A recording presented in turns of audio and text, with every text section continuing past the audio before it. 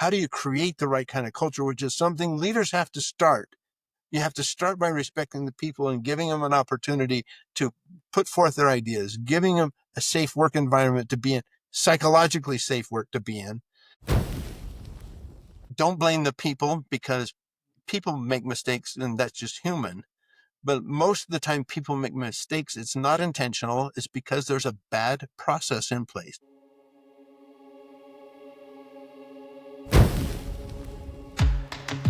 Welcome to KPI Fireside. Our mission is simple: to improve companies and to improve careers through continuous improvement. In every episode, we explore the spark, the moment, the mindset, or the method that ignites real change. Whether you're just starting out or leveling up, you'll find the insights and inspiration to fuel your next improvement. Welcome back to KPI Fireside. Our guest today is Ken Snyder. Ken is the executive director at the Shingo Institute. Ken has been with the Shingo Institute for quite a while. He served on the advisory board and as a Shingo examiner since 2009 and 2010, respectively. And prior to joining the faculty at Utah State University, Ken has spent over 30 years working in industry. So he's got broad experience from both education and from the business side of things. Ken has a degree in Japanese history and spent some time in Japan, which I hope to get a chance to talk a little bit about, and an MBA from Harvard, so with a focus on international studies. So all that to say that Ken is an expert. He has a lot of wisdom that he can share with us. For anybody who might be looking to improve their company or improve their own career, Ken is a great source of knowledge. So Ken, thanks so much for joining us here today. Well, thanks for having me, Keith. I appreciate the opportunity. Yeah, absolutely. Absolutely. Well, Ken, one of the things that we like to do here on this KPI Fireside podcast, we like to start with a little segment called The Spark. And one thing that I've found in all of the people that I love to work with in this continuous improvement discipline, however you refer to it, I find that a lot of folks had a moment where they got switched on to this thing as something that might be part of their career. And I can tell from your history that there probably was many moments, but is there a particular moment that you remember early on that was the spark for your journey down this particular path? Really, there wasn't a spark. There's been a number of aha moments where I realized one aspect of it was like, oh, finally, I get that. But I started off interesting that I served a mission in Japan in the 1970s, and it was the middle of the oil embargo. Many people won't even know what that is, but it's the Arab countries decided to shut down their oil wells and stop selling oil to the West. And so the West, meaning Western Europe and America, as an effort to get OPEC going and give them political clout. And as a result, we went a couple of years where we had no gas, and then we had gas, then we had no gas, and we had gas. And it created a lot of chaos. And that was, in the middle of that is when I went to Japan and discovered that the only car company, because there was no gas, nobody bought cars. And so the car companies all lost money for a couple of years there, except for one car company in the whole world, and that was Toyota. And what was different about Toyota was kind of intriguing to me, but then what was different about Japanese businesses in general was kind of intriguing to me. And so I came back to the States after serving 2 years in Japan, and with a desire to learn a lot more about Japanese history, and hence the Japanese history major. And then but the intent of getting into business and understanding what's different about Japanese organizations. I could tell there was something different. I couldn't articulate it very well then. I just could observe it and recognize it. I couldn't articulate it. And I wanted to know more. I wanted it to be part of what I did with my career. So it kind of started way back then. This was mid-1970s, so I've been doing this for about 50 years now. And I even wrote my master's thesis on applying Japanese business practices in Western companies. A little bit of, I don't know if you know Theory X, Theory Y, McGregor's background of McGregor's Go theory. into it. Sure, yeah. Okay, so Theory X is kind of command and control. Theory Y is trying to do a different approach where you try to encourage the engagement of the people in the organization and so on. And that was kind of an emerging thing in the 1960s and 70s, was this Theory Y. And there are a number of organizations that kind of were leading the charge on that. And I'll just pick Hewlett Packard as an example. And then there was, when I went to write my thesis, wanted to write it on that, but applying Japanese business practices. And there was an academic article written on the academic who wrote the article called Theory Z. And one of my professors turned me on to Theory Z, and it was actually taking Japanese business practices and bringing them to Western business culture. I still have a Theory Z book that came out about a year after I wrote my thesis. So I kind of felt like I was on the forefront of that. I finished business school and went to work for a Japanese company in Japan and spent a couple of years there, and then worked about 10 more years for that Japanese company, but got deeply into the improvement efforts that I think all companies should have, but Japanese companies tend to be better at than Western companies in general. But it all started with just seeing the differences because I was in the culture. That's so interesting. I know a lot of folks get introduced to this improvement thing through, some people maybe early on who worked at one of these companies and were sent over their own business. I think that it's interesting that your story starts from just an assignment with your church to go to Japan, Mm-hmm. but you probably didn't choose that location, right? You were probably just kind of dropped in there. I doubt you spoke the language at the time. They sent us to a 2 month immersion language school. So luckily, the immersion language school was in Hawaii, and that made it very tolerable. We could speak English 1 hour a day. We had a very strict regimen of how many words we're supposed to learn and what grammar we're supposed to learn by what date and all of that. It's interesting. So how did you get involved with the Shingo Institute? I didn't get involved with the Shingo. I was aware of the Shingo Prize back in the 90s. I remember reading articles about it and I was aware of it. And I was very dedicated to the improvement effort, or what in Japan they call Kaizen.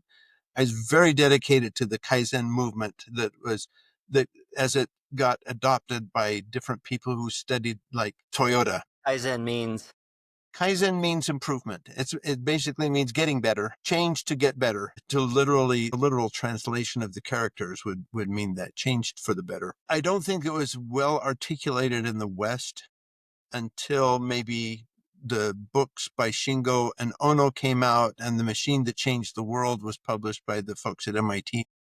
That early 90s was the first time there was actually literature in the West in an organized way that helped people understand. My learning was all piecemeal. I'd pick up a little here, a little there, working with the Japanese company.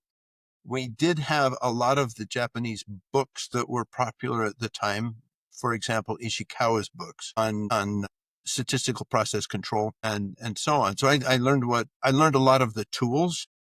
I didn't understand many of the principles behind it, or maybe I just gradually came to understand it through osmosis, as opposed to being able to articulate it or have somebody clearly articulate it and teach me. I left the Japanese company and had a chance to start up another company from scratch, Greenfield. And I built a one-piece flow, almost perfect one-piece flow factory. We had one batch process that we had to do it as a batch, but everything else was one-piece flow. And even the batch process had like a minute 20 changeover time. So I knew SMED before I had ever heard the term SMED. I knew one-piece flow before I'd ever heard the term one-piece flow. interesting. And the people would ask me, why are you designing it this way? And it was like, well, because we want to get it from beginning to end as quickly as possible. It's just the way you did it. It's just the way you're supposed to do it. And they go, but why? It's easier for me if we do batch. And I go, no, it isn't. I couldn't articulate it. There's lots of things that I learned through osmosis, but I didn't even really realize that I'd learned them until later, when you start putting some framework around it. You go, yeah, of course we did SMED because we knew we needed to have the product flow. Why do you need to have the product flow? Well, because everything's easier. You don't have to worry about the inventory. You don't have to worry about rework because you can stop and fix it while you do it. You don't have to have an inspection at the end if you do it right. There's so many things that I just picked up through osmosis. You just Then learn the right way. you just learn the right way. And could I articulate it to the people who were working for me in the factory? Not very well. And that's a struggle. And I've struggled with that. The Japanese company hired me to start a factory, And so I started as a plant manager in a couple of years after I graduated from my MBA program, and trying to teach people some of the principles, I struggled. And then this greenfield, I had a chance to start from scratch and didn't have to try to reteach people. But even then, I struggled teaching people. I didn't have a model that I could point to and say, this is why you do this. This is the reason behind it. And it wasn't until we started to get some materials like The Machine That Changed the World, or some of the other books that came out. And even then, it was a struggle. And to me, the key part of the Shingo model is it answers the questions why. The principles articulate the things that we should be doing to improve the organization. And it is something that is teachable. You don't have to learn it through osmosis over 10 years' time, like I did. And I was like, I now have a way, a terminology, lexicon, if you will, of this is how I can explain this. The And I language, can the model. explain what, and I can explain why. So people can know what they need to do and they can understand why they need to do it. Let me start with a question about the Shingo Institute at the highest level. What is the mission of the Shingo Institute? To improve the process of improvement. We're all about helping people improve the improvement process within their organizations. Get I better love that. faster. And it shouldn't take people 40 years to get as far as I got. I've been doing it for over 40 years, almost 50 years now, and it's like I, I'm still learning things. And we've made it so hard to learn this just because it came from the Japanese and they didn't know how to explain it. A lot of it came from the Japanese. Some of it we already knew it in our business practices, but there's so much that we struggled to be able to articulate. And a lot of the early Japanese senseis that came over were not good teachers. They were good practitioners and they could show people, but then again, it was the lived and worked in Japan, and I'd learn things, but I still couldn't, I struggled to articulate it. They struggled to articulate it too.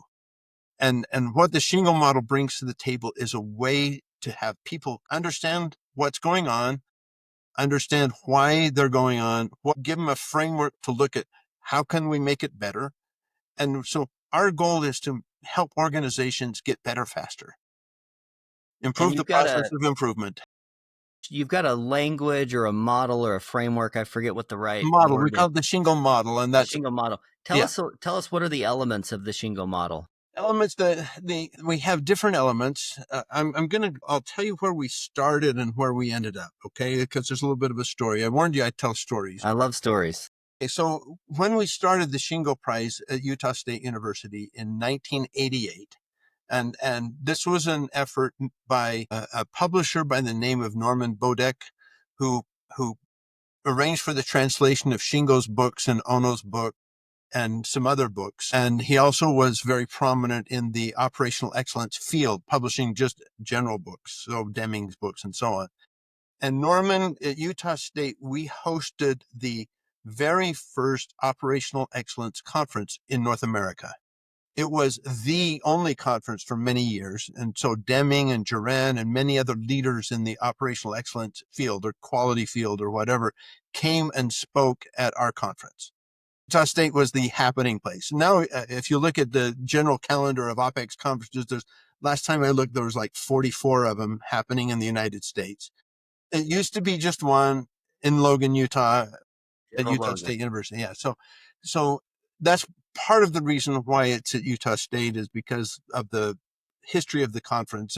And Norman, as a publisher in the field, was a constant presence there. And he got together with one of our academic leaders, a guy by the name of Vern Bueller, and they concocted this idea of we need to start a prize to encourage companies to strive for excellence, to strive to get better, and recognize the companies that accomplish that, so we can hold them up as an example to everybody else. Say, these guys are great. Go see them. And so they launched. Norman gave a gift to the university to be able to finance the startup of the Shingo Prize, which was a nice.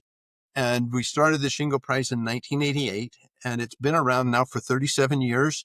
It has grown from what was intended originally to be just North American recognition of manufacturing excellence, and even manufacturing was in the name of the title to begin with, to a true global standard of excellence. We now have recipients in over 35 countries.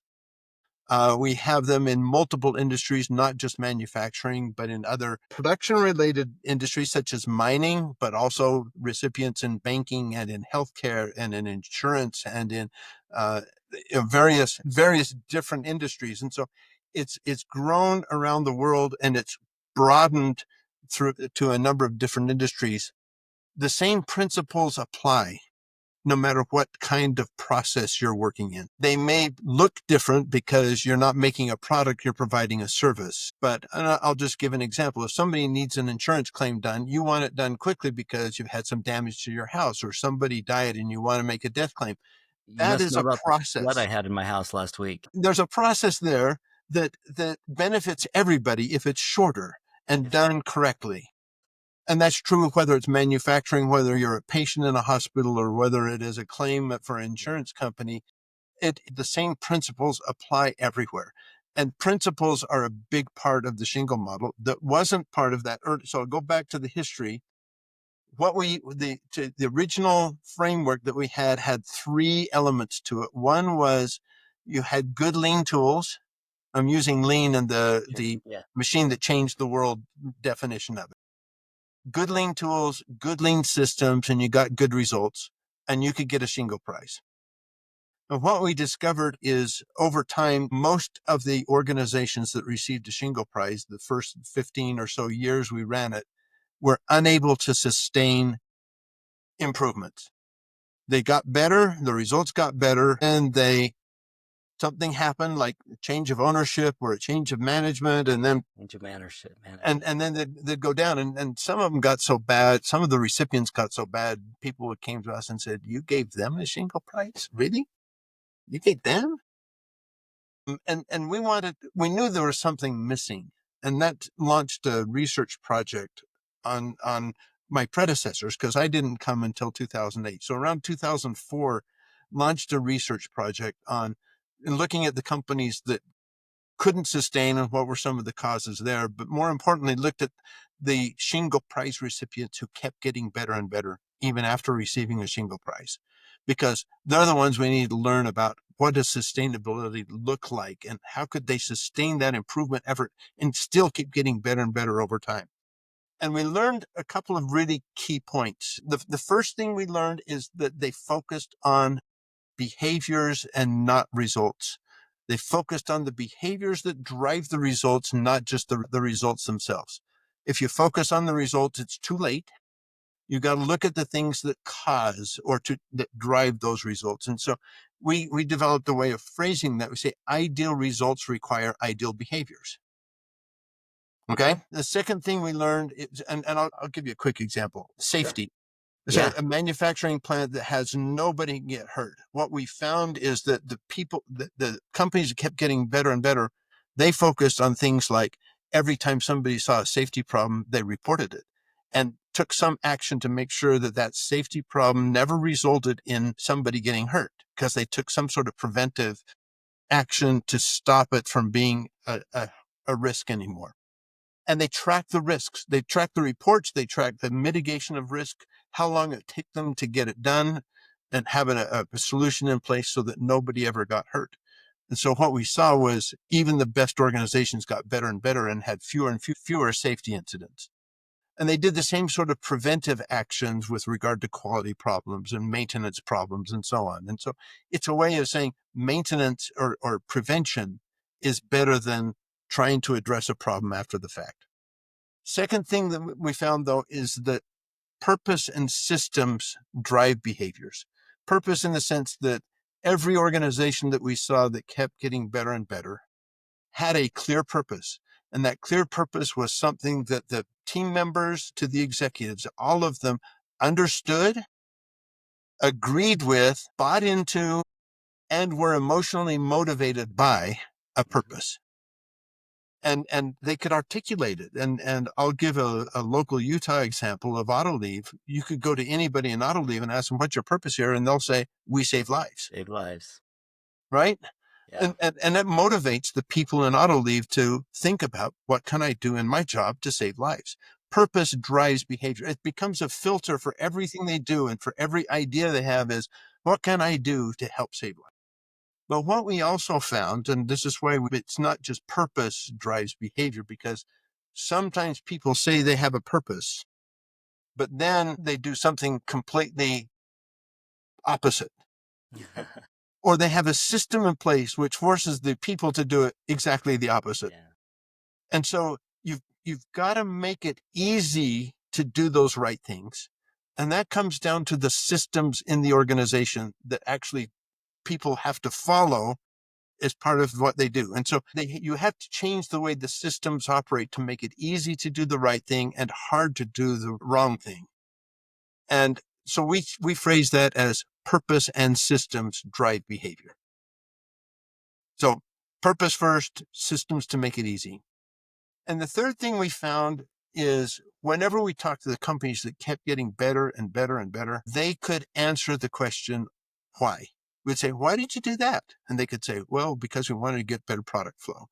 Or why did you do that? So, well, because we stopped doing inspections here because everybody does an inspection as they do the work.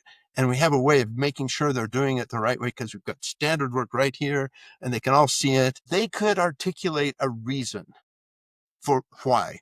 We took all of those reasons and we borrowed a little bit from Stephen Covey and used his term principle, because the reasons they gave us were what we thought, this is true. Everybody's giving us the same answer, whether it's the company we're talking to here or the company we're talking to there that keep getting better. They're all saying the same sorts of things. Ken, what are the 10 guiding principles for the model? Okay, so we have two in what we call our cultural enablers dimension. We have them in 3 dimensions. We look at them, first of all, from a people point of view, and that's what we call cultural enablers dimension. We have 2 key principles. One is respect every individual, and the second one is lead with humility. And we find that they're kind of interconnected. One is a top-down look at it, and the other is a bottom-up look at it. But the people here need to look at them by respecting them, and the people here need to have their voices heard by people who are willing to listen and act on it. And it's what enables the engagement of the people in the improvement effort. And if you don't have the people doing the work engaged in it, you're going to have a bad culture. If you've got the people engaged, you create a good culture. To us, that is the definition of a good culture, is the people are engaged in the improvement effort. Now, it's up to leadership to make sure that you do other things to make it more effective. So we put that as kind of the base of the way we frame it in an image is we have a pyramid, and the base of the pyramid is cultural enablers. We have 5 process-oriented principles, and we call that continuous improvement dimension. This is actually improving the process. And so the first one of those is focus on the process. Focus on process. It's don't blame the people, because people make mistakes and that's just human. But most of the time people make mistakes. It's not intentional. It's because there's a bad process in place. There's a defect in the process. And you got to fix the process and not try to fix the person. The person didn't do it intentionally. It just happened. And now you go, oh, it's just an opportunity to fix our process, make it better. And if we have that kind of a look at it, focus on the process. It's also the process of how it flows. That's what we want to look at. So one of our principles there is improve the flow. And usually that's done by focusing on how it pulls through the process, not how we push something through a process. So are we responding to customer demand? Because if we're responding to customer demand, we're going to get better flow. But we improve flow. We control quality better by assuring quality when something is done, not trying to inspect it into something later on. So we call assure quality at the source. That's an important part of it. Sometimes the source is at a vendor's place, not at our place. Sometimes it may be in whatever it may be, but we assure quality at the source. Think systemically is another one. This is probably the one that we find still the biggest challenge for people out in the world. We see a lot of organizations that have really good improvements going on, but their improvements are all going in different directions. They're not aligned to making the whole better. And so to us, I'm going to borrow a little bit of Russ Acuff. He always used the analogy of making a car better. And he likens, improvements that are not aligned. He would liken it to, okay, so you put a better engine in a car, but you don't improve the suspension and you don't improve the brakes. So what have you created? You've created a monster. You can't stop and you can't go around a corner without rolling, you know? And so have you made the car better? No, because all you've done is created a bigger problem. And he'd use those kind of analogies, and I think they're very appropriate. We see people making improvements, but they're not making the company better. They're not making the factory's performance better, whatever it may be. They're not aligned with what they need to do. So we have three principles in our enterprise alignment dimension. And this is all about getting alignment that I was just talking about. One is create value for the customer. We need to focus on what the customer needs, and if we are providing what they need, to create value for them. Secondly, we borrow a little bit from Deming. We call it create constancy of purpose. And that is Deming had 14 points. I don't know if you know the Deming 14 points, but number one was create constancy of purpose. So we shamelessly just borrowed that. But to us, it still means what we found at the Shingo organizations that kept getting better and better. It was something that people understood, bought into, were motivated by, emotionally tied to. This is why I love coming to work reason. It's not just create a constancy of purpose. It's create unity and emotional tie-in and power behind the cause of the purpose, if you will. That gives you an idea what the principles are about. Yeah, that's that. And so as we ask people about why they do the things they do, and I'll give a more complicated example. How do you get people aligned? There's a term that's used in Japan called hoshinkandi, and it's about strategic alignment. So the leaders of the organization set specific goals. Our goal is we're now at 60 ppms per million or something like that. uh, 60 bad products every million pieces we make. We want to get it down below zero, down below one, into the zero range. And so how do we get there? And you look at the different people who have defects occurring because of what they do somewhere in their process, and you assign them, okay, you work on this, you work on this, you work on this, and they all accept, they say, well, if we're going to do this, we need this, this, this, and this. And so leadership provides them the resources, but it's aligning everybody around a common cause of we're going to get to zero defect. And so their efforts are aligned. And I'll give the counter to that. I visited a company once that was getting people engaged. Their biggest problem was the amount of scrap they were creating. And scrap came from defects, but also from many other things. And so they had a chart up on their wall that had, here are the number of ideas we have from our employees. And they had skyrocketed over the last 2 years, skyrocketed the number of it. But if you looked at their scrap number, they also had that up on the wall. Scrap had remained constant. And it made me ask the question, of course, of what are the ideas about? If you say you need to reduce scrap and that's going to impact your bottom line the most, and it also improves your quality because some of your scrap comes from quality issues, what are the ideas about if it's not about scrap? Scrap is constant despite the number of ideas. You have them thinking about the wrong things. So how do you direct, that's what the idea of that strategic alignment is about. You create a system around that. You get people engaged in it and so on. For me, one of the things I love about continuous improvement, and you mentioned some names like Stephen Covey. I think that there's a lot of gurus and experts out there that have lived these very full lives. I've heard the phrase standing on the shoulders of giants before, right? You use the phrase like borrowing this and borrowing that. I think that this idea of standing on the shoulders of giants, the evolution of scientific thinking, is what we're all trying to do. It's what we're trying to do as a species, as a human species. We're all trying to evolve and get better. So when I was first introduced to this continuous improvement for business, for me, it was this like something that I had discovered with like the Stephen Covey idea that as your life's going to be better if you take this like whole person approach to principles as opposed to just focusing on one area. So one thing I like about lean is that inside of your business, like flow, like everything needs to flow. You can't just have one department that's really functional. You need them all to flow. So this discipline of continuous improvement, which a lot of times is represented by the way that Toyota did it, or Six Sigma, like the way that Motorola did it. There's all these recipes that exist out there in business of the way to do it, the way we do it around here. And it sounds like you guys have, as an institute, found a really good recipe or model that people can follow to get some predictable results. So let me put that in the historical context, okay? We're named after Shingo. He was the consultant that Toyota hired to help them develop the Toyota production process. He started working with Toyota in 1955. He continued working with them up until 1982. Decades of working with Toyota. One of the things that he did was he did a, a quarterly what they called a P course, productivity course that was like a workshop. Okay. So he'd do a workshop, these P course workshops with roughly 30 Toyota budding executives. You had to go through Shingo's workshop to advance within the corporation. And so they all went through a Shingo workshop at the time. And he taught them.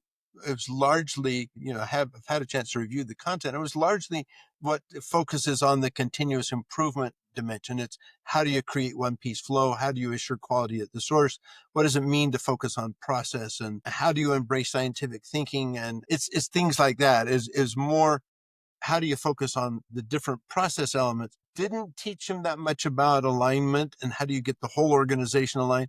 And he didn't teach so much in the productivity course the how do you create the right kind of culture. But then again, it's Toyota and they're in Japan, and the culture is something that just is part of their culture. It just is. And it's something that's native to our culture. And so it's not that relevant to Toyota in Japan. But you speak about giants. Shingo was the one who came up with one piece flow. That's a Shingoism. He called it non-stock production, that book right there. That's all about how do you get to one piece flow. And he called it non-stock because if you get to one piece flow, you have no inventory. There is no work in process inventory. So what he's saying is zero work in process. But now we just call it one piece flow. And why he chose that terminology, I'm glad it didn't stick because it's easier for people to understand one piece flow as a term for it. He created quick changeover, the idea of quick changeover, SMED. He created the idea of poka-yoke, preventing errors from being able to happen, as opposed to trying to fix errors after they happen, as a way of getting rid of defects. And understanding that people will make mistakes. And so if there's a human element to any process that you have, you need to have a poka-yoke in place that stops your mistake from turning into a defect that reaches a customer. And for poka-yoke, we're talking about something like parts that only fit together in a certain way. Right. Like you can't, the one that then as it comes to mind, you're connecting like two jumper cables on a car, and if you cross them over, like bad things happen, right? Like, right. So you make it so people can't do the wrong thing. Yeah, That's brilliant. part of a systemic or process related approach. And sometimes we can use process and systems interchangeably. So the system makes it easy to do the right thing and hard to do the wrong thing. And that you change that as part of the system, and the process is in the system. So Ken, coming back to this mission of improving the process of improvement, it seems like there's different times in the macroeconomic situation where, more change is happening, right? The industrial Like revolution, right now, like right now, this AI revolution, right?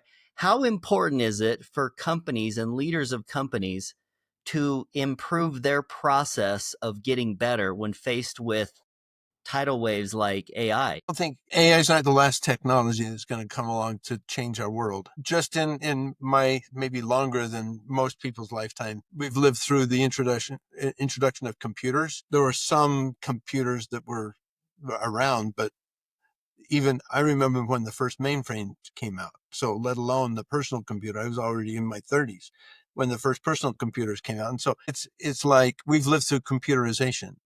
We've lived through automation, where you could have the machine do a lot of things that operators used to do. We've lived through robotics. These are all things that everybody thought was going to change everything, and they did. But an AI will change a lot of things, and it should change a lot of things. And if AI can change something for the better, then by all means do it. So I'm going to go from the future and look backward, okay? And I can because I can do that because I've been through Industry 3.0. I ran factories, and then I got to see what automation can and can't do.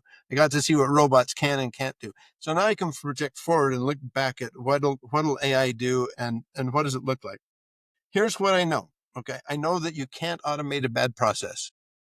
And if you have a bad process and you teach AI a bad process, all AI is going to do is hallucinate around a bad process. Okay. Don't automate waste. Uh, And it all we do when we use AI is create more waste. If we use AI when we have bad input, you've got garbage in, AI is going to create garbage out. And so what will AI do? It's not going to solve problems for us that we already have that are inherent in what we do. Okay. And the second thing I know is that the people who implement technology the best are the ones who have the best engaged people. They have a culture of people working with technology and using it in a purposeful way, which are guided by those principles, because they know why they want to do something and they think, aha, AI could help us do that better. And because they have a purposeful implementation of new technology, including AI, they can do it quicker and they can do it cheaper. They can do it for investing less capital money or upfront money or development money or time and effort. And what we have found historically we get a chance to look at the best of the best companies because they apply for the Shingo Prize. And we can compare them to companies like them in the same industry. And we can say, how much productivity are they getting out of their capital expenditures? Because they share data with us. And what we find on average, I'm just averaging out, is they get roughly twice the amount of productivity as measured usually by sales divided by number of hours that go into those sales. So we're measuring productivity on input versus output. They usually have about twice the productivity. And then if you look at the capital expenditures, they have about half the amount of money they've invested in capital equipment. I'm Wow. looking more at a manufacturing, but it applies to everything else. You get twice, we call it a 4X factor. Okay. So you get twice the productivity for half the investment if you're smart about how you use technology. And the key is you use it in a purposeful way driven by the principles. And the principles will inform what you should be investing in, how you should be investing in it, what kind of outputs do you want to achieve by investing in it. I have seen some absolutely fabulous implementations of AI, and I'll just give one example. This is an AI system built into what's called Epic, which is the medical records. So I'll use this as an example, but they have a way of when you go see your general practitioner for your annual physical. Normally it takes 25 minutes for the doctor to do everything the doctor needs to do, of which 10 minutes is meeting with the patient. The other 15 minutes are filling out the form that goes to the insurance company. So the insurance company's form, and the other is their medical records form that they have to keep a record of you. These are all the things they tell you about. Here's all the things they checked. Here's the test results for your blood test and your urine test and all of that. And all of that takes 15 minutes per patient. So over half the time right now under the old way of doing things up until AI implementation. So now what happens with this AI tool? The insurance form is filled out. The medical records form is filled out. It takes about 5 minutes for the doctor to review it for accuracy and make corrections. And so 10 minutes for the patient, 5 minutes for the forms, and you've saved 10 minutes. Now here's a valuable person that we have a shortage of already almost everywhere in the world. And we're increasing their productivity by almost double by taking them from 25 minutes down to 15 minutes per patient. They can see roughly 70% more patients, something like that. Or they could spend more time with patients that before they were rushed because they had another appointment that filling out or they don't have to take records home and fill them out at night. Cause I talked to a lot of GPs who had to do what they called their night work, which is filling out Yeah, all the yep. records that they couldn't get to because they had too many patient issues come up during the day. Um, this is a wonderful use of AI, and it changes the way we can then plan for what our doctors do and how they do it, and how many more people can they see. We can do this with everybody, though. There's ways to use AI to improve productivity and quality and get better throughput, get better quality, get better. So the principles are, you think about, can we use AI to improve quality? Can we get more done with AI? And yes, the answer is yes. And if we are smart about how we do it, in other words, purposeful, following the principles, then yes, we can use AI better than anybody else. And that will be an advantage in the marketplace. So I'll go back to improve the process of improvement. Does AI help us improve the process of improvement? Absolutely. It helps us improve improvement itself. It can help us even identify the problems in the process that AI might even be able to help us with. I love the way you describe your mission as the process of improving, because if part of running a company is the work that we do, the value add work, and figuring that out, let's say we get it just perfect for this point in time. Well, immediately tomorrow, one of our competitors or somebody else has done something that now we got to get a little bit better. So this process of improvement feels like something that is a never ending. Well, it's not like you can just improve once. You've always got to get better at improving. But one thing that our capitalistic system insists on, though, is that we keep improving. Because if we don't keep improving, somebody's going to be improving, and they're going to come out with something better than what you have, and you're going to lose market share, and eventually your company's going to fail if you're not improving.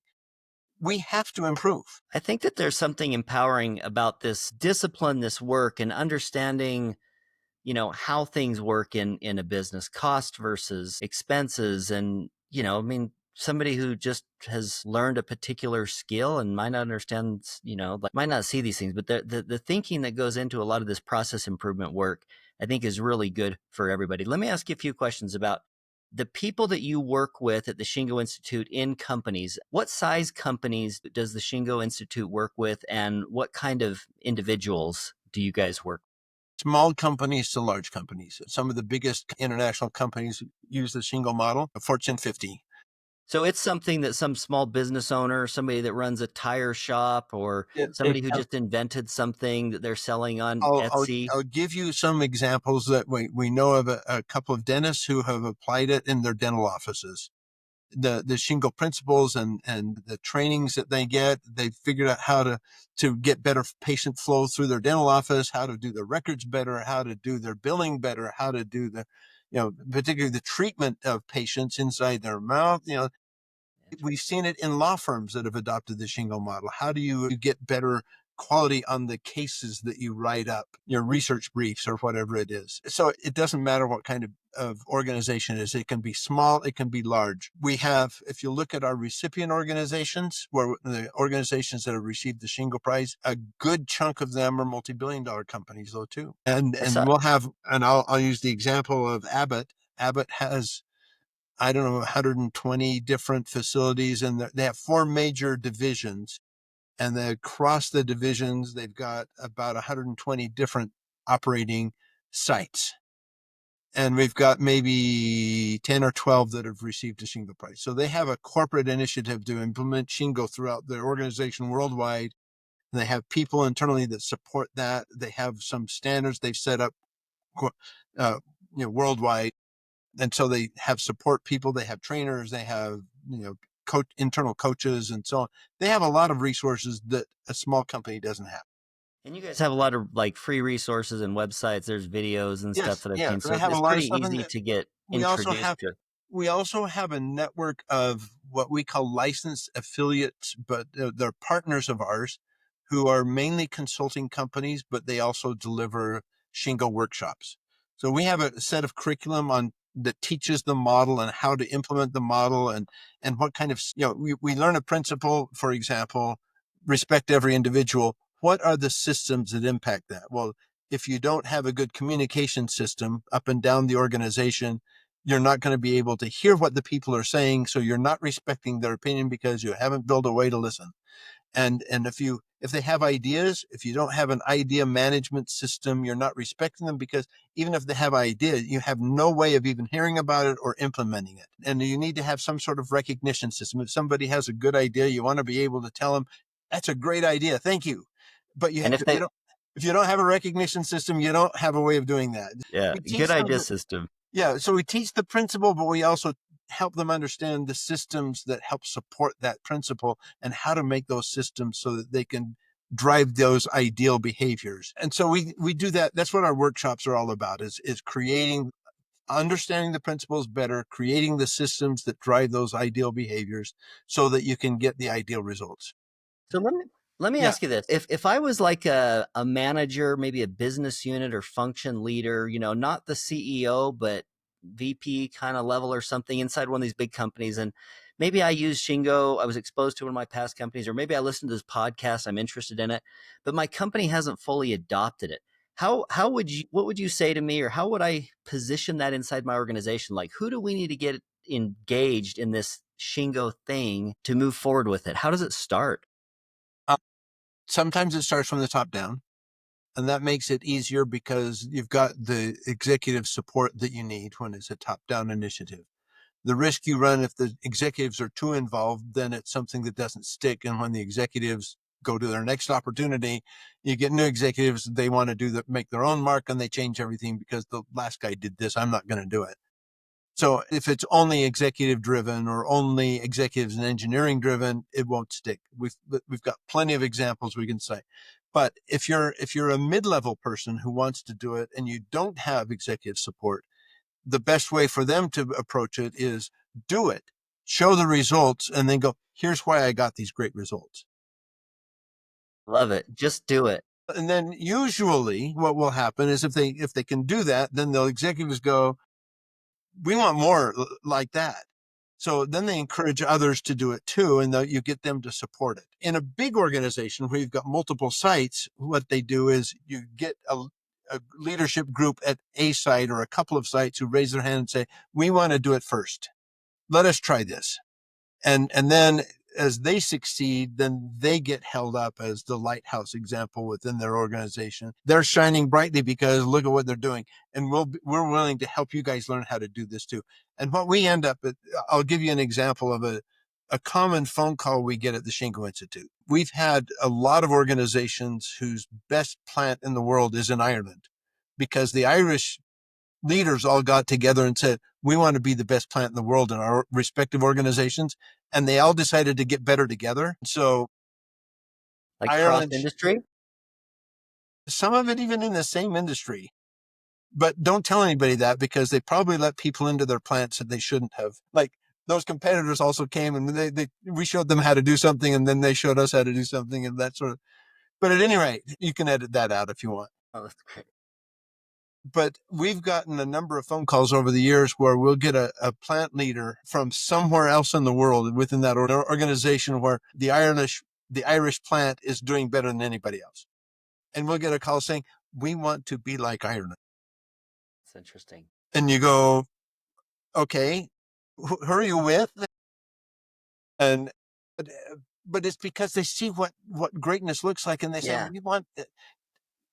people want to be excellent. They don't want to be second rate, and they see somebody doing something better. They want to be like that. They want to figure out how can we be even better than Ireland, is it, and I don't know if you know this, the answer to the question, which country has the most Shingo recipients per capita in the world, and it's not even close, is Ireland. Really? Yeah. A country of 5 to 6 million people, and we have 15 different Shingo Prize recipient organizations. Well, I like a couple of things that you said resonate really strongly with me, probably because it's kind of like overlap of mission that we have between our organizations and probably as individuals. But I have this core belief that improvement, it has to start with an individual who is at some level dissatisfied or unhappy with things the way they are. Like at some level, a lot of these improvement people, myself included, a lot of consultants are this way. A lot of times people are consultants because they just can't stand to work inside of a mediocre process. And they're like, it's But got then to they get change or I got then to they get get out of here. then their clients are mediocre. And No, I think there's some truth to that. Like, I mean, obviously you don't want to, I think that's where the respect is so important. And again, there's a lot of elements of this that I used the word recipe before. It's like your recipe or my recipe. There's elements of this where it's just truth and it just works. And it doesn't matter even what language you're speaking. and those Respect for people. elements are the principles. There you go. The That's why principle. we use the term principle because, and I'll go back to Covey's definition. It's a principle is something that's universal. Universal. It's true everywhere. It's timeless, meaning it was true 40 years ago. It's true even in the world of AI. It's going to be true 1,000 years from now. The world will look a lot different then, but the principle will still be the same. And there are consequences to following the principle and not following the principle. and you'll get better consequences if you follow it. And the final thing is it answers the question why. Answers the question. So that's why we use that term principle, is because when people recognize the truth, if you will, the truth is really in the form of a principle. You Yeah. get better quality when you assure quality at the source, as opposed to inspecting it in later or not even looking at it or whatever else you may do or not do. Principles are like these universal laws, like gravity. Yes. Like, Yes. if you're going to be an airplane pilot, you better understand the basics Lift. of gravity and lift. Lift. You need to understand lift. There's a principle Yeah. of lift that if you don't understand, you can't be a good airplane. If you're going to manage people, you need to understand the basic principles of respect Yes. and things like that. Yes. And if you don't respect people and you just want to command them and you think of them as a tool, you're not going to get their engagement, and you're going to be limited in how much you can improve with you just telling everybody what to do. So Ken, I want to come back to this theme a little bit about how what executives need to understand about continuous improvement and how it sits in the organization, because I know, like, it seems like this engagement with Shingo or continuous improvement in general, it could be something that somebody takes on just inside their department or function. Hopefully it's something that the entire organization from the top down gets behind. But what are some maybe mistakes that people make about improvement, maybe thinking that it's a one-time thing or doing as a temporary initiative versus permanent? I will say probably the most common thing we see is that it's siloed. It's implemented in silos and doesn't spread throughout the whole organization. It's limited because that you've got a good leader over this silo, but the top leaders haven't. It said, fine, you do your thing, but don't see value enough to get others on board. That's both a leadership thing and it's also a middle manager thing, an executive thing and a middle manager thing. We see a lot of that. We also, in big organizations, we see good plants and bad plants. We Yeah. see plants that are Shingo Prize recipients, and then we see other plants that are ho hum. How can you have this all within the same organization? It's because you've got good leadership here and an engaged workforce. They think they're doing just great, even though this one's outshining them, head and shoulders above them, and they don't care. And how do you get them to care?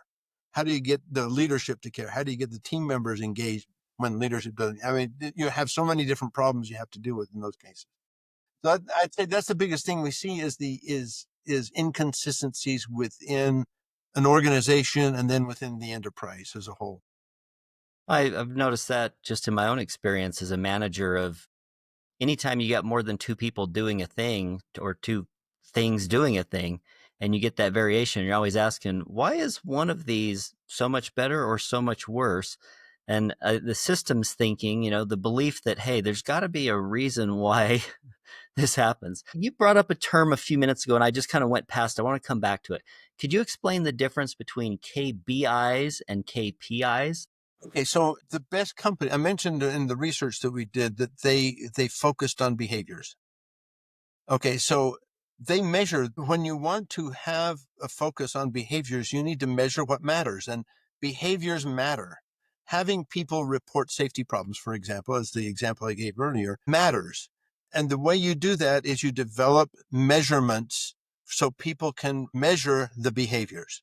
And we call those KBIs, key behavioral indicators, same format as KPIs, key performance indicators, which are results, the after the fact, or as Shingo would have called them, the death certificates, because they're already dead. You can't do anything about them. They're dead and buried.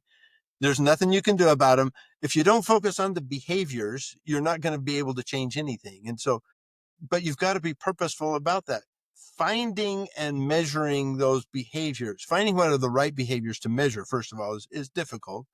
But then measuring it, how do you measure them and how do you track them? So one common measure we like to see is ideas that people generate. And you can look at it from total number of ideas, or you can look at it from, is everybody submitting an idea to, are somebody from every department submitting idea? There's lots of different ways you can slice and dice it.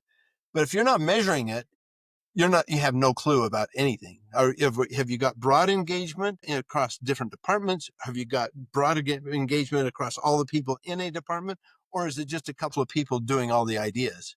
There's that completely different cultures can be analyzed if you've got a KBI of we're measuring ideas, the number of ideas generated. But you've got to measure it. To us, that's one of those essential KBIs that everybody should have. I love this topic of ideas is a juicy one for me that I want to talk about. When you ask people for ideas, what do you have to what sort of context do you have to give? If you say, "Hey Keith, give me your ideas," and I'm like, "Hey, how about we have pizza for dinner?" and you're like, "Oh, no, no, no, no. I'm talking about like So ideas for business we've process improvement." seen we've had a chance to look at hundreds and hundreds of companies who do this, okay? And so we've seen the whole gamut. Some organizations require that there'll be a substantial financial impact before they call it an idea. If it's just something rearranging something on your desk that saves you a couple of seconds here or a couple of seconds there, they don't count it. That's just something you just do. Or there's even a phrase for it out there among many companies. It's a just do it. It's not an idea. It's a just do it. And then there's other organizations that want you to document every single just do it along with all the other ideas that may be, save a couple $100,000 because you've got an idea to how to do this differently. And so they treat it all this is this one little thing that changes one little thing at one little place is counted the same as something that saves hundreds of thousands of dollars. And different organizations we've seen do it differently. And I don't think we care. I've never heard any of our examiners mention we don't care. We just care that you measure it and you're using it as a way to drive the right kinds of behaviors. Because if somebody's thinking about a $200,000 idea, trust me, they're also thinking about everything else. There's something about small ones, even whether you count it or not. And the key things that we look for as examiners at the Shingo Institute is we want to make sure that the ideas that are generated actually make a difference.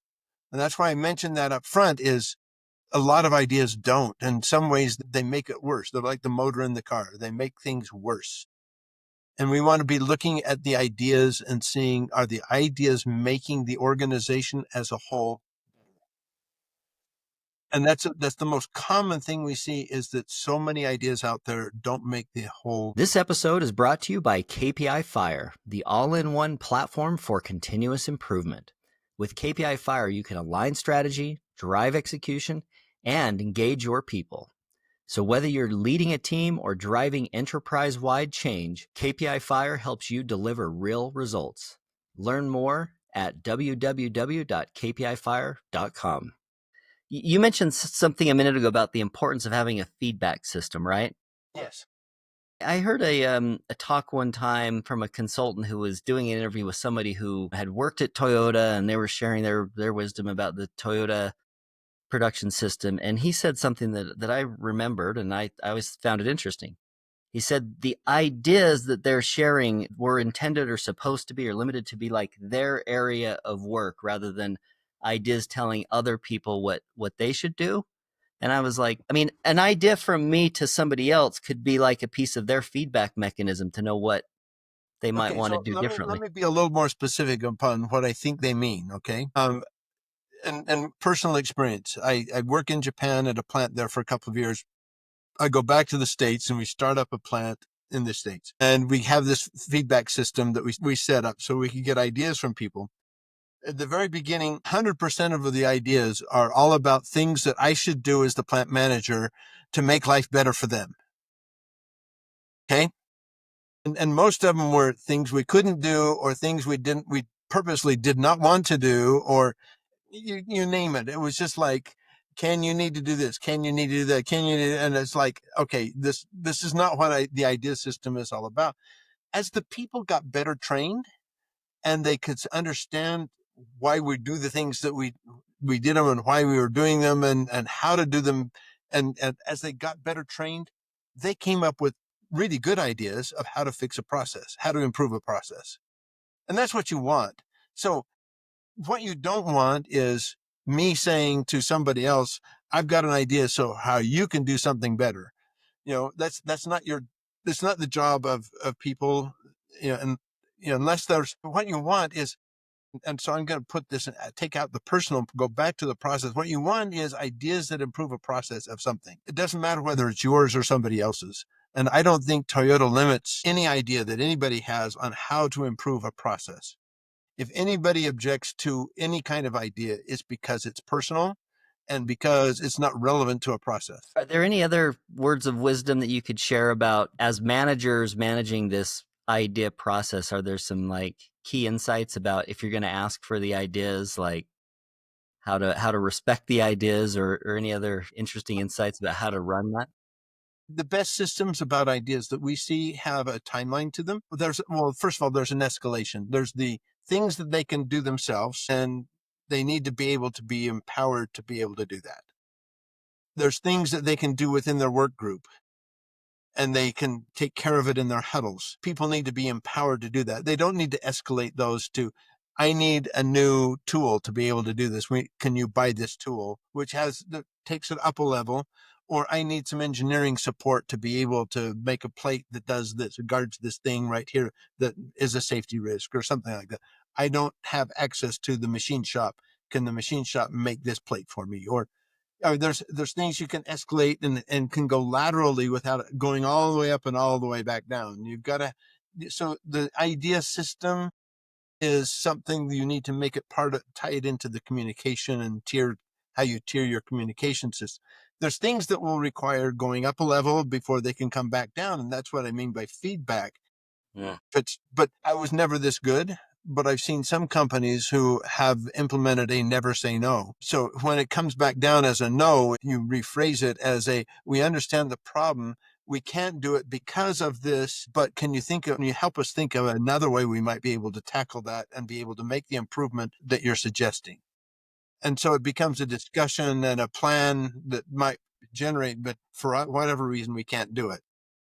I think that's very interesting. Yeah, the levels thing is a very interesting one. Like when I think of just do it, it's like, hey, if it's something that I know how to do, I have the time to do, I have the bandwidth to do, like I'm just going to do it. If it's something that hey, I need a little bit of help from so and so to do this, but it would be great. And then you get all the way up into like the things that require major capital to Yes. take on, which different decision cycles. I think that makes sense to most people that those things exist on different timelines. I think you've got to tier it up, and then you've got to have a way of tracking it too. So people can understand, I submitted that idea, but I have no idea what happened to it. I'm not going to do any more ideas until I find out how this system works, you know, or last time they told me no, so I'm done giving them ideas. Those are the things you don't want to have happen. You kill the human minds that are saying, uh, they don't care about my ideas. They only care about that person. You don't want that. You want everybody to feel involved. You want everybody to feel like it's their opportunity to come up with ideas for improvement. And we value your opinion. We value your input. We understand that you could bring something to the table. I know one of the challenges that folks that are in traditionally like a CI function where they're maybe working with somebody who reports to a plant manager or something, but they have, let's say an organization has maybe something like a VP of continuous improvement. They have this established, but sometimes they do struggle until, if they follow your methodology, they probably figure these things out. But is there any advice that you can give on how somebody could show an ROI in a way that they can communicate with executives about, hey, we should invest in this thing, this continuous improvement discipline in the Shingo specifically? Yeah, I think just how much money do you spend and then track all the things that people do because they got trained. Just as an example of this, I want to go back to something you just said a second ago and make sure you understand the better way, and make sure you avoid the wrong way. You said, let's just say they had a VP of CI and they had a CI group. There's the who's responsible for improvement. What you don't want to have is people saying, I don't worry about improvement. That's their job. It's the last thing in the world you want, because that means I've disengaged because they do all the improvements and I'm not responsible for it. I can just come to work and not use my head and think about things. I am not engaged. I turned off my brain. I can go through the motions here. And we see that incidentally more frequently in hospitals than we see it in manufacturing firms. I'll just tell you And that. what does that look like as a bad behavior? Does that look like just certain projects and initiatives get handed off to a couple of people and they kind of They run do off to the everything. Yeah, side? those are the improvement people, and they do all the improvements. And if they come do stuff to us, and sometimes we ask them to come help us do stuff, but they do it, and we So don't have to worry about it. if that's not the ideal behavior, what's a This is better way for that not group the to ideal function? behavior. And it's interesting, and I'll answer the question by telling the story of Toyota, because Toyota never had a CI group for the first roughly 20 years of doing TPS. And then the downturn due to the oil embargo happened. They had realized they needed to be a lot more flexible and improve a lot faster. And that was kind of the first time they started creating a CI group, is when they went through some of the worst times. And it was, they took some of the best people at coming up with ideas and implementing ideas, and they made them coaches for everybody else. So instead of calling it a CI group, they became an improvement coach. And a coach implies that they don't do it. They're there to help you do it because they're good at Sort of. helping others do it. And if you keep that mentality of improvement is everybody's responsibility, but you have a coach you can turn to help you if you're struggling with something, that's the way you want it internally. And even sometimes you might need a coach from the outside because you need some outside eyes every once in a while. And that's what our licensed affiliate partners are all about. They're consultants who are, much more experienced than maybe somebody internal to an organization. They can come in and help those when you get stuck with stuff. That's what Shingo was too. When, Toyota hired him because he knew things that Toyota didn't know yet. But it's still got to be the individual's responsibility to make improvements. And it's got to be an organizational wide and I'll borrow a little bit of Masaki Imai, who's another Japanese sensei who's well known, the shoulders that we stand on. Everybody, everywhere, every time. It's everybody does improvement. Everybody, every department, every person in every department is responsible for improvement. And it's something that even if you made an improvement today, you should come thinking about, what am I going to do next? Not that I'm resting on my laurels so I can say, I did my improvement idea for this month. I don't have to worry about it till next month. And it's not Like that a kind of thing. quota for That's It's one thing that I find is I find a lot of things in life exist on this tension, like I kind of have this visual of like you go to the carnival and you have the tightrope walker and he's got that rope. And if there's no tension on one side of the rope, like you don't have an act. So this tension of like you want to ask for ideas and you want to see if everybody's participating, but you don't necessarily want to set like, well, you have to generate two and only two. So there's like a tension there that exists. Well, and as soon as you put out a number, that they're going to quit when you give them the number. And you don't want that. And you have some people that are really good at smaller incremental ideas, and you have some deeper thinkers who are looking at fundamental process change because they see a problem that maybe others don't see. But how can we get rid of this whole step in the process and redo everything, or maybe have to rearrange everything? And they'll think through something like that, and they'll go off and putter themselves and test some things up before they'll ever bring out about an idea, because they have no idea if it's going to work. But they're not going to have the same small incremental ideas that others have. And it's a good mix. You've got those who are ready to make big leaping changes, but they're infrequent. And you get others that are looking at the frequent incremental changes step by step, and you need them both. You can't just disregard somebody because if they're really engaged in thinking deeply, give them the time to think deeply, and don't say you've got to meet this quota. And on the other hand, if somebody's one of those, I come every day and I want to find 2 seconds, Paul Akers Yeah. thinking, 2 seconds. I want to find 2 seconds every day, that sort of thing.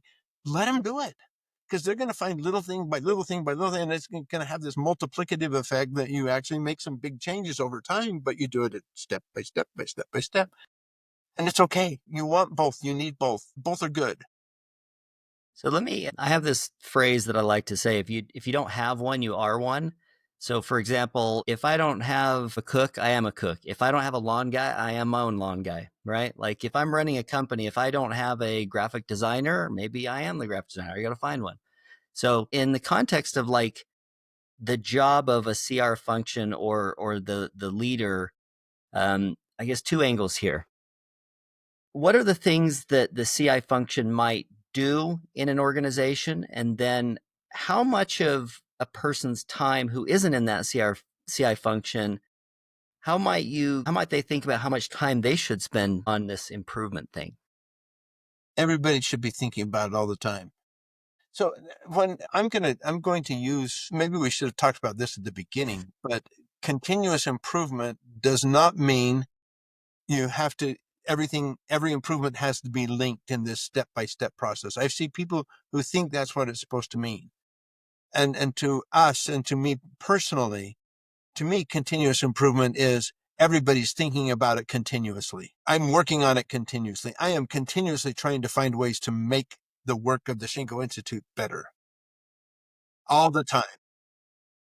So would it be fair to say that continuous improvement in your ideal organization is a core value? It's something that's Yes. it's a And core there's value. a set of principles around that, but it's our terminology. The Shingo model is it is a dimension that which we cannot escape from. It's something we have to do. And when we say continuous, it is all the time.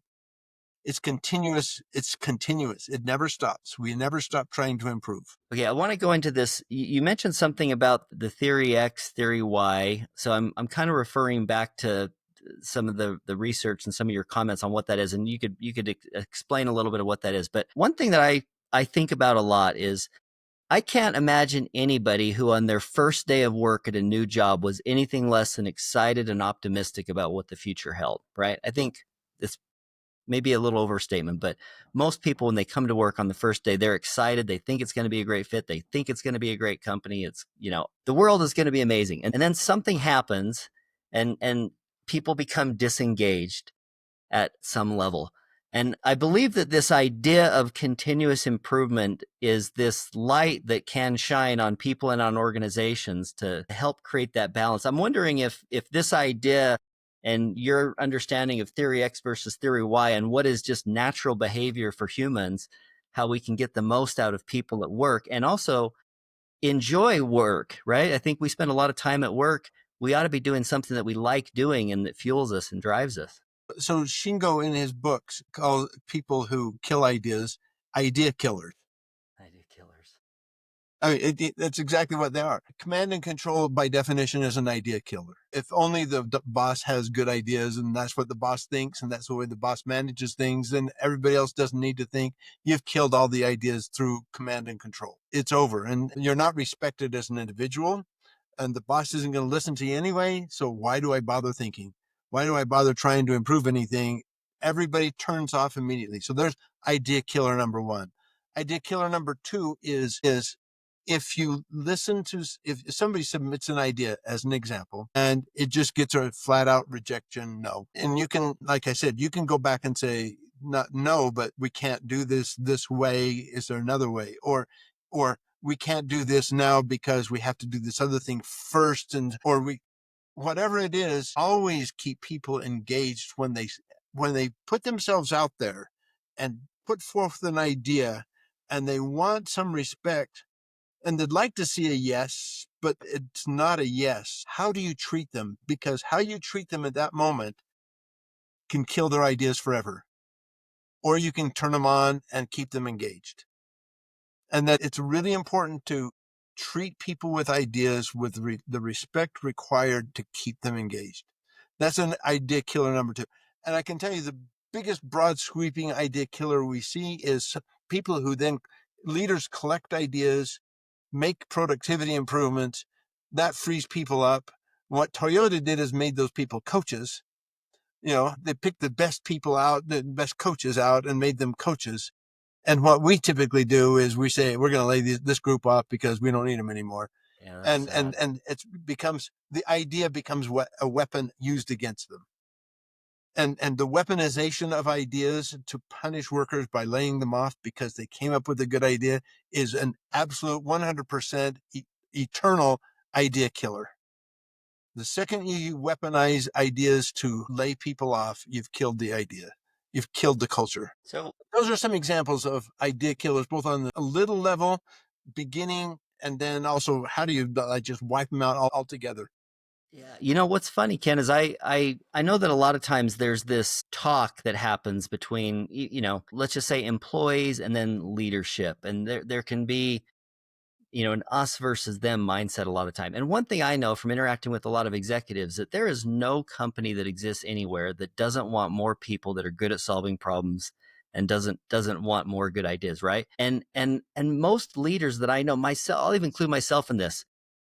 we always intend to do great things and inspire ideas, but then we do these behaviors that just crush people's motivation and crush their And that's spirit. the middle one I was talking about. It's not that you're not command and controlled necessarily. You're trying to do good.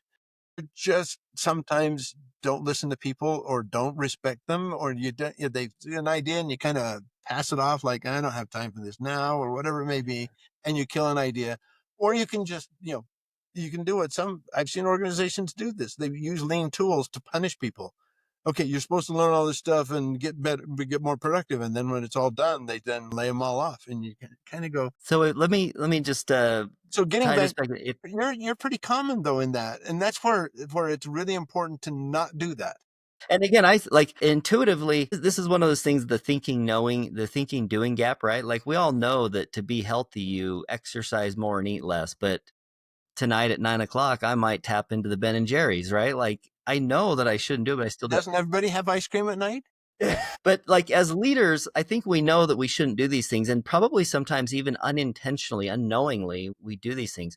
Is there something that you might be able to say, like kind of motivate someone? Maybe somebody works inside of a company and they're like, look, I'm not going to share any of my ideas because last time I did that, they said no. So I'm not going to share any more ideas. Or the manager who's like, I'm not going to ask my people for ideas because last time I did, they gave me dumb ideas and I don't even want to hear from those again. What might you say to those type of Okay, mindset? to the dumb ideas one, I'd say you haven't put enough effort into training your people. It's on you. It's on you as a leader. Your job is to get them to where they understand enough to they can come up with good ideas. And if they're not coming up with, they're trying and they're trying to come up with ideas, but they're not good enough ideas, then you as a leader are failing to train them well. To me, that's what I would say to that one. The person who's like, I'm not going to share any of my ideas because last time I did, they How just how ignored do it. you earn their engagement back is then the question, because somebody before you met probably, or you could, but it could be you yourself,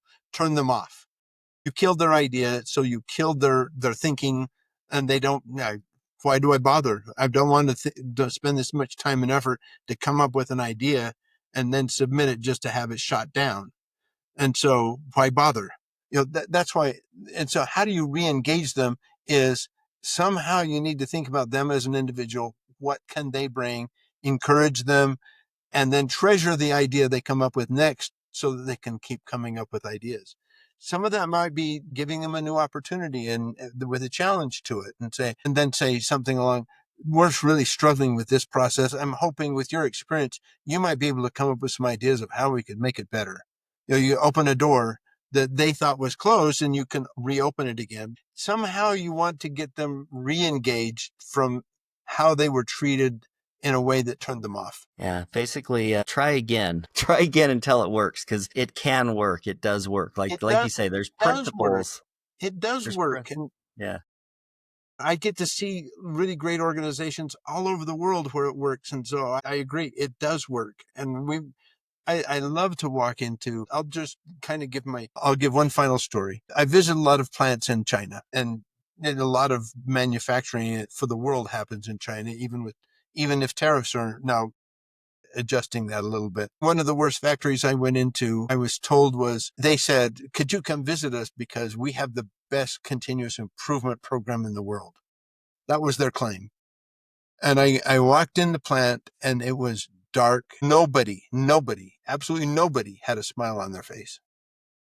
You could tell the people hated what they did just by the way, the sadness that was drooping from their eyes. And I talked to some of the team members there and none of them had any idea. I asked them, "What have you ever implemented an idea?" No. Have you ever thought of an idea that you might want to implement? No.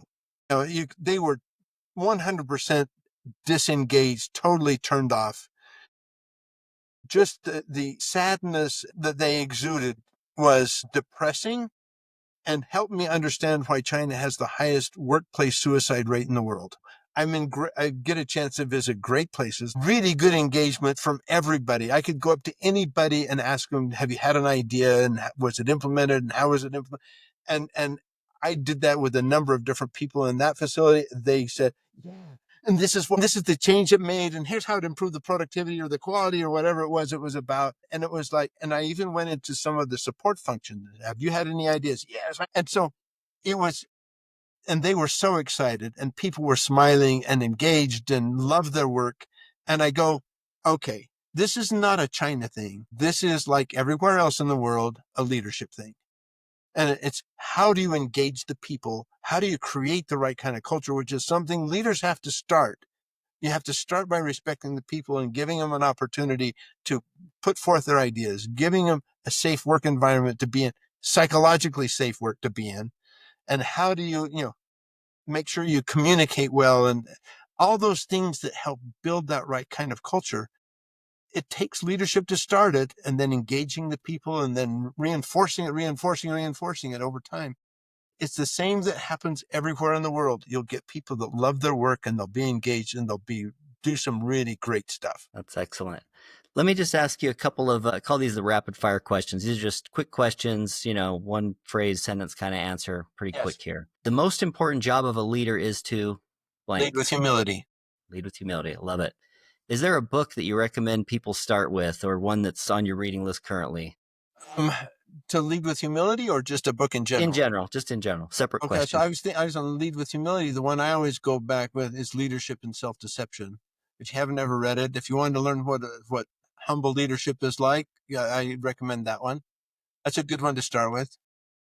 Is there I could maybe guess one name that's on this list. Is there a mentor that you'd like to acknowledge or share? On a personal level, Stephen Covey, because I got to know him and have some what I would call Stephen Covey aha moments. I may have used a different word at the time, like crap, he's right. So I called them my Stephen Covey oh crap moments. But Stephen was always more about leadership on an individual level, not leadership that changes the organization. Self If leadership? you understand the distinction that I'm Yeah. making, there's a kind of leadership that is internal, and there's also the behaviors a leader has that affect the rest of the company. At the Shingo Institute, we focus on the leadership that affects the rest of the company. But Stephen. I wouldn't necessarily call him mentor. He's made me think through my personal life more than maybe any other person I've run across Yeah, along the he's way. definitely one that's is on my list too. So There's that book, and the one that really got me the most was the one that when he was writing it, he told me about it, and it's called Live Life in Crescendo. oh, okay.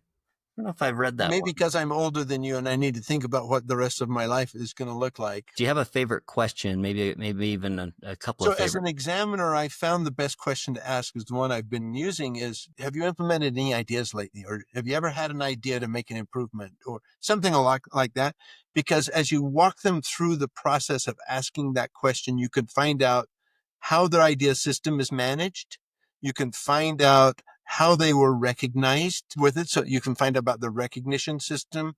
You can find out how it ties into the think systemically, how it ties into improving the overall organization, or if it doesn't.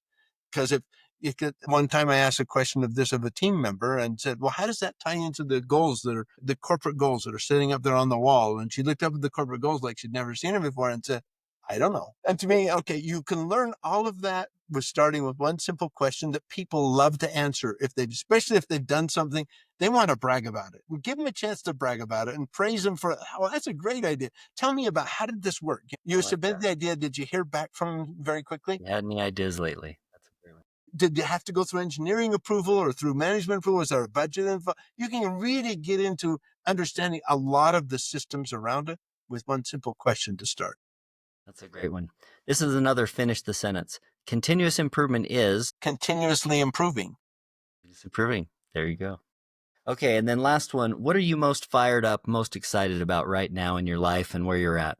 Whew, fired up. We just launched the Shingo Student Center at Utah State University. I've been working on or hoping and trying to get this done for a long, long time. And what's difference between a center and a club is probably too much for us to go into right here, but it's a way of creating different learning activities, learning opportunities, learning experiences for students that a club just can't do, because a club is like you go visit a company, or you do this, or maybe you do some little green belt project with a club.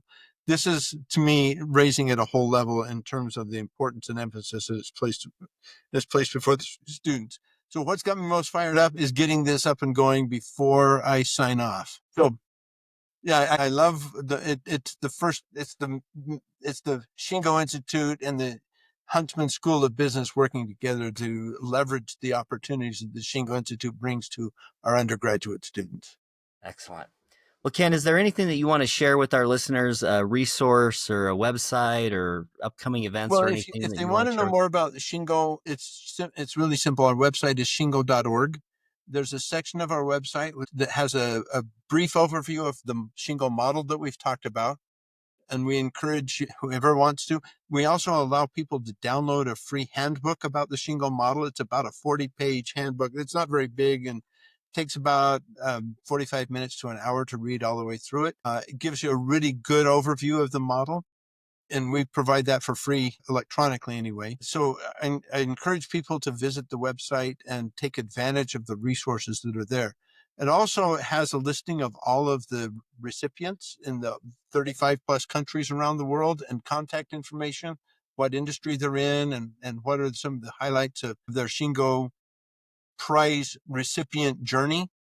So there's lots of good examples that you can read about their particular stories, and then how to contact them if you want to go visit. We really try to create the website in a way that it's a resource to people who are interested in improving the process of improvement. We also have links to our licensed affiliate partners who can be the senseis that come in and teach workshops for you, or be the outside eyes that you need every once in a while to come in and say, we can't solve this problem. We need somebody with more expertise. And we've curated those partners very carefully to get some of the very, very best people in the world are the ones that represent us, and we love working with them because they're all really great people, and we Yeah, we've enjoy we've them. had a couple of them on this podcast. Have you? Okay, so you know who I'm talking about. I look back and I remember fondly watching Toast Kaizen videos. I don't know if you've ever watched the Toast Kaizen videos, but Bruce, Bruce Hamilton. So yeah. Bruce is the very first licensed affiliate partner we had. Oh, wonderful. And I, knowing him as the Toast Kaizen guy, and then meeting him when I got to the Shingo Institute, was like, this is the Toast Kaizen guy. He's got some great. Wow. I got to meet the Toast Kaizen. And so that's what I mean when you get Bruce. Not only that, he was the plant manager of the very first plant that received a Shingo Prize. Okay, so Interesting. long, long, long history in the improvement world, and very famous for his video. He now runs a blog called The Old Lean Dude. The old lame dude. That's funny. Look it up, and it's just that's the kind of people that we associate with. So I get to hang out with people like Bruce Hamilton all the time, and it's wonderful. Well, Ken, yeah. this has been a lot of fun. I really enjoyed having you on here. Love to have a conversation again in the future sometime. So thanks so much for joining us. Well, thanks for having me, Keith. I appreciate it, and good luck. I hope this helps you, but I hope it also brings some people to Shingo as well. So thank you so much for having me. Absolutely. So this concludes this episode of KPI Fireside, a continuous improvement podcast. If you have enjoyed today's episode, be sure to follow us on the socials and share the podcast with friends or colleagues who are as passionate about continuous improvement as you are. You can find us wherever you get your podcast. And until next time, keep driving progress and sparking change.